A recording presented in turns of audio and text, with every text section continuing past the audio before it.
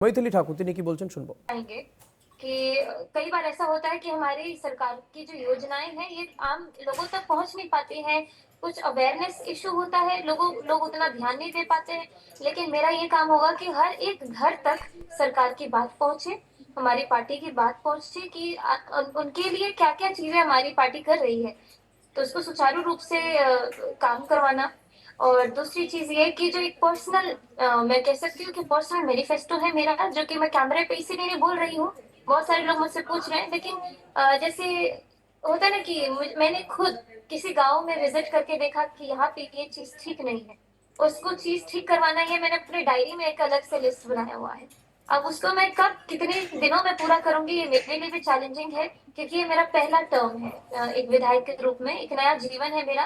तो मैंने बहुत बेस्ट बेस्ट सोचा है अपने हिसाब से कि अपने क्षेत्र को एक मिसाल के रूप में दिखाऊंगी दुनिया वालों को। अगले 5 साल में जो मैंने काम किया है ये सब अपने काम से साबित करूंगी कि जो मुझ पे भरोसा करके इतनी यंग लड़की को टिकट दिया गया, वो उसको मैंने पूरा किया। तो ये सब चीजें हैं जो मैं आगे के लिए सोच रही हूँ। बहुत उत्साहित हैं आप, जैसे आप उभरती हुई कलाकार के रूप में अभी आपका ये प्रोफेशन और पैशन, ये एक पॉलिटिकल सिनेरियो हो गया, आपका पैशन सिंगिंग भी रहा है, तो ये इन दोनों का कैसे आप समीकरण बना पाएंगे? प्रोफेशन है, उसको पैशन में समझना चाह रहे हैं या पैशन को प्रोफेशन में कन्वर्ट करना चाहेंगे? नहीं, इतना तो मैथमेटिक्स लगाने की जरूरत ही नहीं है इसमें।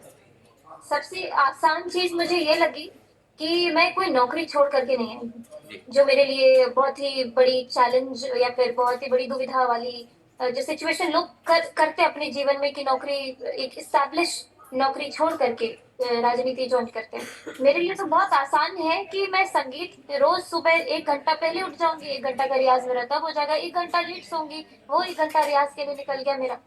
तो जब तक मैं जीऊंगी तब तक तो मेरा रियाज चलता रहेगा, जब तक मेरी सांसें चल रही है तब तक मैं रियाज करते ही रहूंगी। और जो पॉलिटिक्स की बात करें तो राजनीति में एक सेविका के रूप में करूंगी, लोगों के बीच में रह करके एक बेटी की तरह, जैसे उन्होंने मुझे इतने दिनों तक ख्याल रखा है मेरा, अब मैं उनका ख्याल रखूंगी। बहुत सही, आप ख्याल रखेंगी बेटी के तौर पे। तो ये अब अभी राज्य है आपका, ये राज्य विधानसभा से आगे और क्या सोचा है आपने? फिर राज्य तिलक से लेकर राष्ट्र तिलक की तरफ भी कुछ ऐसा संभावनाएं सोच रखी हैं? मैं अपनी आंखों के सामने सिर्फ अलीनगर देख पा रही हूँ, मैं अपनी विधानसभा देख पा रही हूँ। अगर मैं ये पहले ही सोच रही हूँ कि मुझे मंत्री बनना है, मुख्यमंत्री बनना है, तब मैं कहाँ उन लोगों की सेवा कर पाऊंगी? अभी जो मैं सोच रही हूँ, जो मैंने अपने दिमाग को कंडीशन किया है, हर एक गांव का नाम, हर एक गांव की लोकेशन, हर एक गांव में मेरे कुछ ऐसे लोग जो प्रभावित है किसी न किसी चीज से नेगेटिवली। मान लीजिए कई बुजुर्ग को हेल्थ केयर उतने अच्छे से नहीं मिल पा रहा है जो मिलना चाहिए। जो मैंने जो अपनी डायरी मेंटेन की है मैं उसको फॉलो करना चाह रही हूँ। मैं सिर्फ अलीनगर देख रही हूँ। अगर पार्टी का आदेश होगा कि तुमको अब इस जिम्मेदारी से, हम इस जिम्मेदारी पर लेकर के जा रहे हैं, तो वो एक अलग बात है। लेकिन मेरे आंखों के सामने सिर्फ अलीनगर है और अलीनगर के लोग हैं। आप बिहार की मिट्टी से आते हैं, बिहार को भली भांति समझती हैं, हर क्षेत्र को समझती हैं। सबसे ज़्यादा फोकस किन मुद्दों पर रहेगा आपका?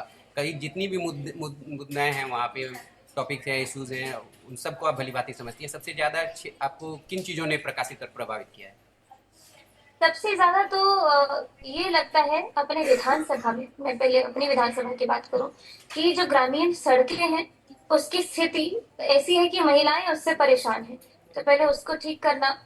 सुरक्षा के मामले में बिहार ऑलरेडी 20 साल में इतना डेवलप किया है, 20 साल के पहले की बात अगर करी जाए और अब इस 20 साल के अंदर महिलाओं की सुरक्षा की बात की जाए तो हम लोग बहुत ही अच्छे कंडीशन में हैं। और युवाओं के लिए रोजगार की बातें की जाए तो इसके लिए हमारे पार्टी का जो मैनिफेस्टो है, आपने अगर उसे पढ़ा होगा तो उसमें बहुत कुछ है।